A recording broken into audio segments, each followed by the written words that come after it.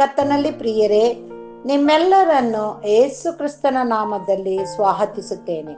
ಈ ದಿನದ ಧ್ಯಾನಕ್ಕಾಗಿ ಕೊಡಲ್ಪಟ್ಟ ವಾಕ್ಯವು 1ನೇ ಪೂರ್ವಕಾಲ ವೃತ್ತಾಂತ 29ನೇ ಅಧ್ಯಾಯ 12ನೇ ವಚನ. ಪ್ರಭಾವೈಶ್ವರ್ಯಗಳು ನಿನ್ನ ಸಂತತಿಯಿಂದ ಬರುತ್ತವೆ. ನೀನು ಸರ್ವಾಧಿಕಾರಿಯು, ಬಲ ಪರಾಕ್ರಮಗಳು ನಿನ್ನ ಹಸ್ತದಲ್ಲಿ ಇರುತ್ತವೆ.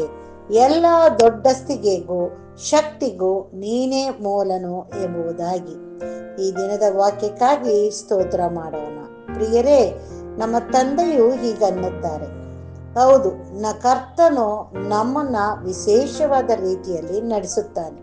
ಪ್ರಭಾವೈಶ್ವರ್ಯಗಳನ್ನು ನಿನ್ನ ಸಂತತಿಯಿಂದ ಬರುತ್ತವೆ. ನೀನು ಸರ್ವಾಧಿಕಾರಿಯು, ಪರಾಕ್ರಮಗಳು ನಿನ್ನ ಹಸ್ತದಲ್ಲಿ ಇರುತ್ತವೆ. ಎಲ್ಲಾ ದೊಡ್ಡಸ್ತಿಗೆಗೂ ಶಕ್ತಿಗೂ ನೀನೇ ಮೂಲನು ಎಂಬುದಾಗಿ. ಹೌದು ಪ್ರಿಯರೇ, ಜೀವವುಳ್ಳ ದೇವರು ನಮ್ಮಲ್ಲಿ ಜೀವವುಳ್ಳ ಕಾರ್ಯಗಳನ್ನು ನಡೆಸುತ್ತಾನೆ. ನಾವು ಆತನನ್ನು ಯಾವಾಗಲೂ ಸ್ತುತಿಸುತ್ತಾ ಮಹಿಮೆ ಪಡಿಸುತ್ತಾ ಇರಬೇಕು. ಆತನ ಮಕ್ಕಳಾಗಿ ತಂದೆಯ ಆಶೀರ್ವಾದವನ್ನು ಹೊಂದಲು ನಮ್ಮನ್ನ ಒಪ್ಪಿಸೋಣ. ಆಗ ತಂದೆಯು ನಮ್ಮನ್ನ ಪರಲೋಕದ ಐಶ್ವರ್ಯದಿಂದ ತುಂಬಿಸಿ ನಡೆಸಿ ಕಾಯ್ದು ಬರುತ್ತಾನೆ. ಪ್ರಾರ್ಥಿಸೋಣ. ನಮ್ಮನ್ನು ಬಹಳವಾಗಿ ಪ್ರೀತಿಸುವಂತ ನಮ್ಮ ತಂದೆಯಾದ ದೇವರೇ, ಈ ದಿನಕ್ಕಾಗಿ ನಿನಗೆ ಸ್ತೋತ್ರ ಸ್ವಾಮಿ.